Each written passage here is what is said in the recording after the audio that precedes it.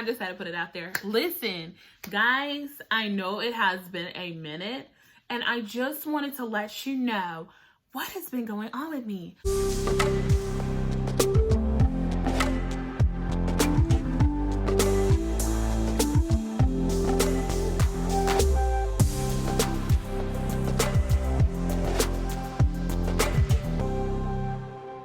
So the reason why I was out of service for about a month is because I actually had I had to test for COVID-19.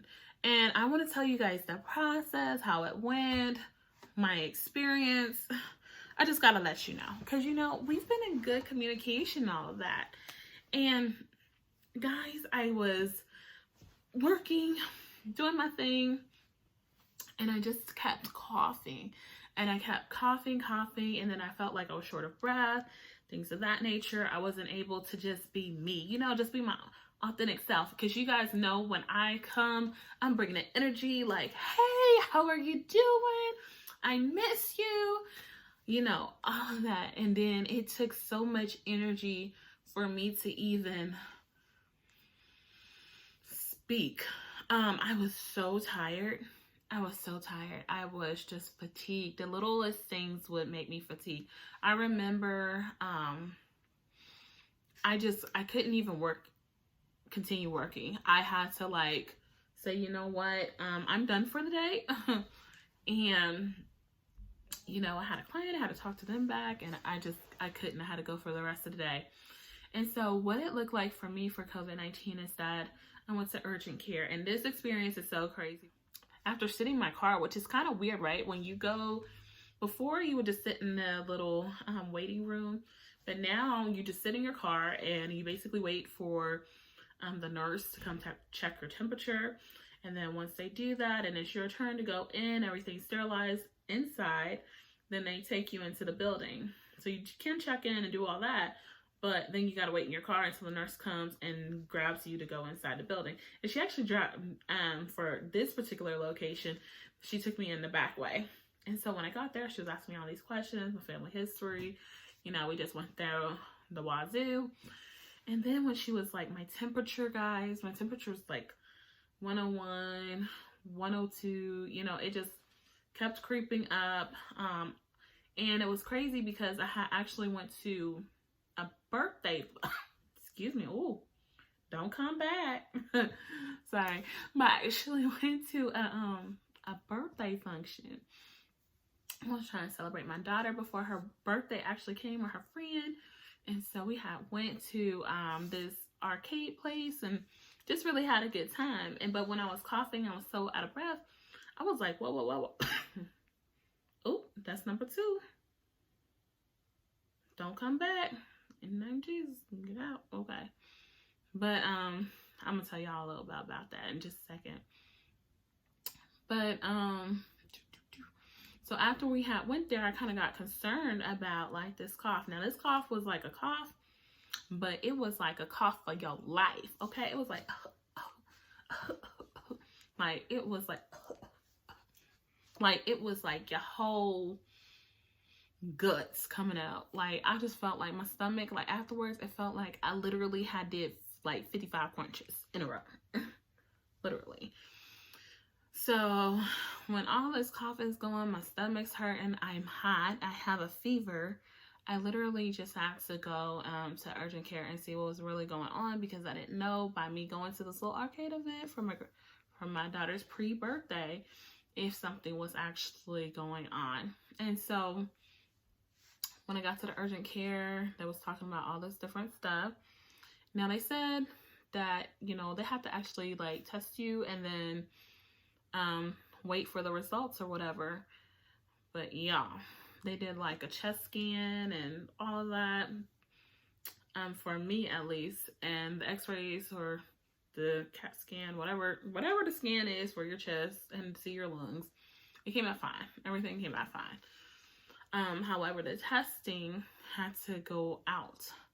And so, and I had to wait for the results. But the thing was, this thing that they put in your nose to do your testing, I mean, I didn't even know my nose was so long. You know, my nose is kind of round. So I didn't know it was so long that this stick, it's like the never ending stick. It literally continues to go. I mean, maybe it goes behind your eye sockets. I don't know. It was like, when is it going to stop? I mean, it was way up in there. And it's just like, he's like, just breathe. I'm going to do it slow. And I'm like, dang, is you finished yet? I was like, do. And then he leaves it in there for like 5-6 seconds. I'm like, they need to do like a blood or a shot. I can do a shot or something like that. But that stick up in there, then y'all, I'm telling you, this thing was in there so long that I had like kind of closed my eyes and started to breathe like, oh my gosh. I didn't know the stick was still in there. I literally didn't. And then when he had pulled it out, it was like, oh my gosh. It was too much. So then I waited for the testing. But while this was going on, I'm like, look, dude, I'm still coughing. You know, hey, doc, I'm still coughing. I need your help. So he had provided me some cough syrup or something like that to die down the cough, and then telling me that someone would be checking up on me after the results come in. And then they gave me like some type of way to have like a virtual contact with the doctor network, especially with Wellstar.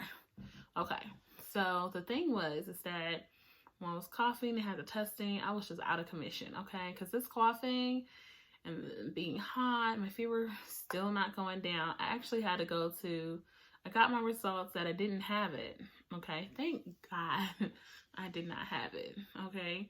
But what they found was is that I actually had bronchitis. And I actually had bronchitis when I was a little girl, like really, really young. And then I guess I flared back up again. And then with like the allergies, things like that, like now I have to take Claritin and these other, like I have an inhaler.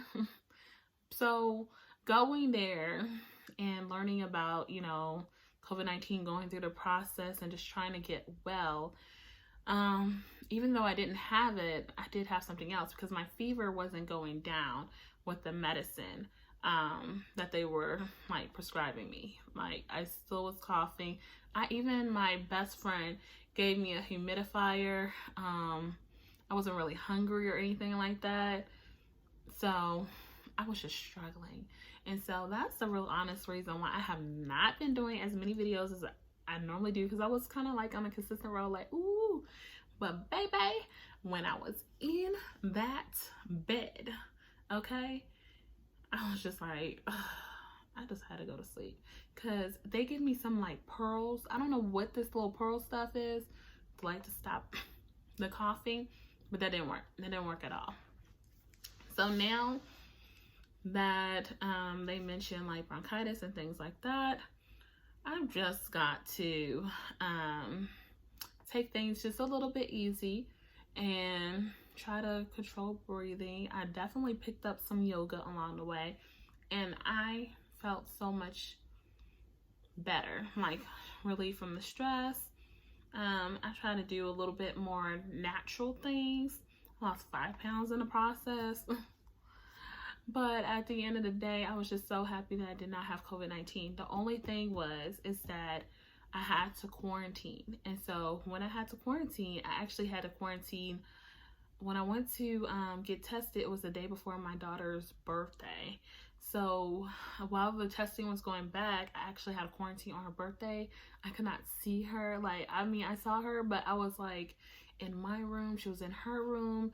And like, we had to do air hugs on her birthday, like on her 15th birthday. I think that is what hurt the most. Like, you know, like, and then you just kind of feel so isolated while you're going through COVID-19, because especially during the quarantine, because everybody is there and they can congregate, talk, especially if you live with your family. And then it's just you in the bedroom. And what you doing? The same thing I was doing, or I'm sleeping, you know? It's so out. So while they were trying to figure it out, they were just trying to really get the cough down. But then because the temperature wasn't dying down, I had to call the virtual doctor, like, what's up? And she was like, listen, it sounds like you got bronchitis. So they started treating me for that. When when the results came back and it was negative, then the doctor was like, yeah, we can start giving you some items for the bronchitis and kind of treat you that way. And now I'm here. So I might have a little cough here and there. Got a new little inhaler, whatnot. I'm going to believe in the Lord and that I am healed. And still like do different things to help with breathing and things of that nature. I don't know if anybody else has had a COVID-19 visit and what their experience was, but I'm telling you guys, I like literally wanted to cry when I couldn't give my daughter her presents. Like, you know, I personally, like, I'm a family mom. Like, I wanted to be over there, like, hey, and do the balloons. And I gotten so upset. I gotten kind of upset with a couple of people along the way. You know what I'm saying? My boyfriend really had to deal with me a lot. Because I was like, you know, you're not doing it. Like, I wanted it to be done the way I would have done it. You know what I mean? Create the way I would have wanted. And then, you know, my parents too, they tried to do, you know, the best that they could. But it wasn't like, it wasn't special. It wasn't me. Like, I love doing the ribbons. I will do the whole house in ribbons. I'll put all the balloons up. But not being able to celebrate that 15th, it took something out of me. But what I can say is that I'm just super happy and blessed to be alive and blessed to even have this conversation. And if you didn't get tested, I definitely would tell you to do so. We actually had a loved one to pass away. I mean, when it rains, it pours, honey. So we actually had a loved one to pass away, and we had to make a decision, like, are we going to go? Are we not going to go? But due to COVID-19 and this little quarantine experience, I had to say, you know, I'm just going to have to grieve and give my love and cherish the memory in my own way. And my family felt the same way, too. So COVID-19 has definitely been experienced. I definitely did not like the testing experience with that nose. It's like a little, it's like a, what's that little earwax thing? You know, those like little Q-tips, right? It's like a Q-tip with just one end and it's very long that they stick up there. And I mean, it's the worst. It's the freaking worst. I was like, what is this? It's terrible. But the best part of it is just not having it, finding out some type of underlying condition that I had that I didn't know about, that potentially could, that now because of awareness that I can correct and try to get better. So you guys, please pray for me. If you're a believer, pray for me. And keep me lifted, keep my family lifted. I just wanted to let you guys know my COVID-19 experience, that if you did have to go through your COVID-19 experience, and I don't know what it was as far as your journey, but I'm definitely rooting for you. I'm definitely praying for you. I know that the quarantine, especially if you're a mom, a dad, a parent, then that is the hardest thing, to be away from your children. And I'm just praying for the peace of your heart and comfort during that time. And even if you're single, you know that that's difficult, because you might feel like even alone, you know, like you want somebody to be there with you, check up on you, do things of that nature. And maybe a phone call just isn't the same as a touch, like a physical touch, like it's gonna be all right. But even if you don't have that, I'm gonna let you know right now that you are still going to be okay. Do some yoga. Like, yoga to me, it really helped me through the process of that, and reading things that truly uplift you. No negativity, okay? Because when you're all alone and you're sick and not feeling your best, and you're probably coughing up your entire lungs, if you can get a chance to even physically be able to view the words if you're not sleeping, right? Make sure that it is something that's therapeutic. And something else that I did is I listened to recordings, and sometimes I just fell asleep on them, but it would be something that would be positive to me, that would give me strength. And I would say to put on some positive and encouraging words while you're resting, and let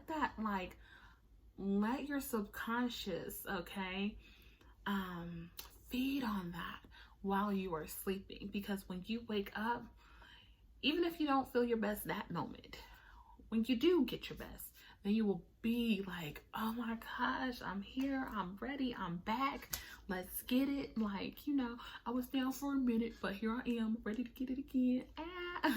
And you come back up with that excitement. And so, yes, you know, I'm like, excited and everything, but sometimes at this moment, being a little more, might be a little more rested, or resting a little more my voice, because what occurred and what I do every day takes speech. It takes speech to motivate and coach people. It takes speech to like get people excited, like, hey, you better do it. Or we're gonna reach our goals, or get excited about, you know, and doing great things and making out a plan. So I'm still staying excited throughout this whole COVID-19 experience. I know the quarantine portion is a little bit, it can be difficult, and I'm not going to negate that. So while you're going through, I just want you to stay positive and know that you're not alone. Even though I necessarily did not have it, I know the quarantine feeling, and that sucks. I was quarantined. Like, I was quarantined. I'm like, you quarantined? I was like, but you don't know yet. And like, I don't know, and you don't know. So for the safety of the family, you must be quarantined. I was kind of like, oh. So, you know, with that being said, stay positive. Don't listen to negativity, you know, let people help you. I think that was the hardest thing for me, was letting people help me while I was sick. I am just so used to being like, boop, I'm going to do it. I'm on it. I got it. Bam. And then when you're sick and you're down and out, when you're that type of personality that just does, for the most part, everything, you are just so,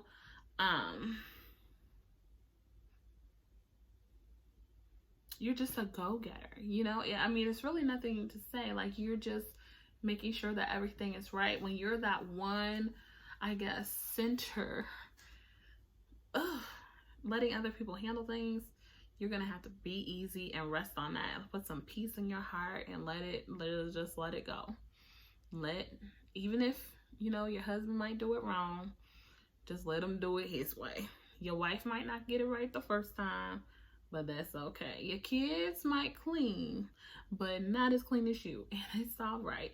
Just look at what they're doing to try to help you in the meantime. And if you're by yourself, you know, you're resting over there alone, put on some words of encouragement while you were sleeping, while you're moving, while you're throughout the day, so that way, you know, you're feeling good. Or like FaceTime or message people through Messenger, or, you know, any of the video apps. There's plenty of them out there, but use that so that way you can still feel people connection even though you're alone. And I can't tell you how many times I did so many FaceTime videos while I was in one room and my family was like right there in the next room. I don't care that you're gonna get a FaceTime today. How's you doing? I need to know. I need some people in my little quarantine moment. So just let that, I hope that like helps you and gets you through and keeps you encouraged to know that you are not alone. And you know, there are people who are just rooting for you and praying for you. And I think that that's the most important thing, is that we continue to pray throughout this for the people that are going through, and then the mind set as well, and praying for their mind to be at peace, because it may play games on you, it may trick you, it may try to say something that's not true, you know, like you're sick, you're weak, you're and you may honestly have those types of symptoms, but you have to know that within yourself that you are strong and that you have something to live for. And then when you're in those moments and you're feeling that weak, you just don't feel like going. You really don't feel like going. Before they found out that was bronchitis, I didn't know. I promise to goodness, I was like, I must got something serious. And it was like, and then I got so weak. I got so tired. But then I thought, you know what? I gotta keep going. I've got something to live for. I've got something inside of me so strong, and I got something to give to the world. And that's the same thing that you have when you're laying in that bed. If you're laying in this bed right now looking at me like, oh my goodness, what's this lady talking about, COVID-19? I'm here talking about your strength while you're going through this time, and that you are not alone, and that everyone has their own journey, but yours is unique, so that way you can share your story in your own way and know that that is the greatness in itself. So I'm praying for you. I'm wishing you peace and blessings. Thank God I am healed, and I am not, no fever, no temperature, no anything. I might have a little cough here and there, you know, while I'm trying to get my breath back with the bronchitis going on. But I know that God will even heal me from that, and bronchitis will be gone, and that I am healed. I am a blessed being, and I wish the same blessings on you. So thank you so much for watching. Don't forget to hit subscribe. I talk about many different subjects, and I'm pretty certain that we could be friends too while we're on this journey learning about them together. So wish you a great day, and thanks for tuning in. Bye.